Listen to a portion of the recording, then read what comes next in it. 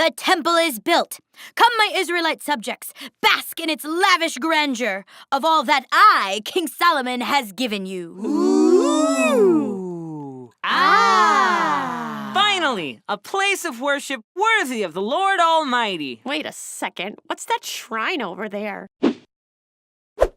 That's Chemosh, the detestable god of Moab.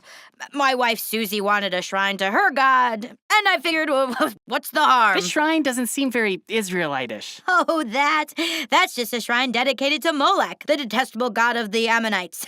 My wife Ellie wanted it, and you know how wives get when you don't give them shrines, am I right? And that one? Pan the goat god at Deidre's request. Wow, should you have so many false idols in the temple of the Lord Almighty? Look, I have made a lot of promises, and I have a lot of wives. That brings me to my second question. Should you have so many wives? This is why I built the temple in the first place, to win some points so the Lord will get off my back about my 500 foreign wives. Well, if you're gonna worship false gods and hold hundreds of wives, maybe I'll take up stealing. And I'll commit murder. And I'll covet from dawn till dusk. If God has a problem, God will let us know. Solomon, you have strayed from the path of faithfulness. But I built the temple. I thought that squared us, Lord. What is the point of a temple if you are not faithful to God? I will tear the kingdom away from your wine. I will tear it out of the hand of your son. My son? It is so. So because you messed up, we're getting punished with a prolonged and unnecessary civil war? God thinks you are complicit in the unfaithfulness. No, it's because of your blasphemy that our entire kingdom is being divided. Actually, it won't be divided until after my death. Whoa. You don't have to face any of the repercussions of your actions? Well, I have to live with the knowledge that I'll never have to face the repercussions of my actions. Now, if you'll excuse me, tonight is several of my wife's birthdays, and I have to go figure out which ones.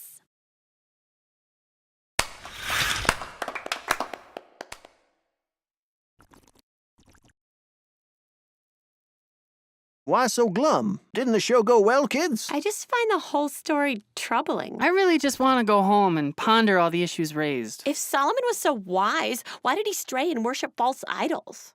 And why would he take so many wives? And why does the entire nation have to be punished? Well, kids, the thing about it is this. Solomon is a lot like this hammer. No, that's not it. Here we are. Solomon's a lot like this tape measure. Children, I think I'm missing the appropriate tool for this metaphor.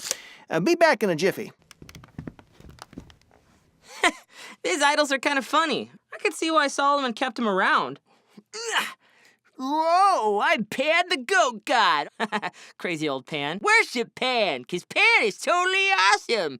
I'd love to, Pan, but I worship the Lord. Worship Pan! Pan will give you baseball cards and comic books. Did you say baseball cards and comic books? And ice cream. Pan will shower you in ice cream. Well, can't argue with that. I shall worship Pan. Todd? Who are you talking to? Oh, hiya, Beck. I was just speaking with my new deity of choice, Pan the goat god. Hello, Becky. Worship Pan. I'll give you ponies. Todd, you can't pretend to worship a false idol. It's unfaithful. Here we are, kids. The story of Solomon is a lot like this wedge. A wedge is a tool for splitting something apart. Now, if we imagine that the wedge here represents unfaithfulness, and the nation of Israel is represented by, let's say this statue of Pan. The unfaithfulness of God's people was what led to their division into two kingdoms, and ultimately led to splintering and exile. Pan, no! My power is dwindling!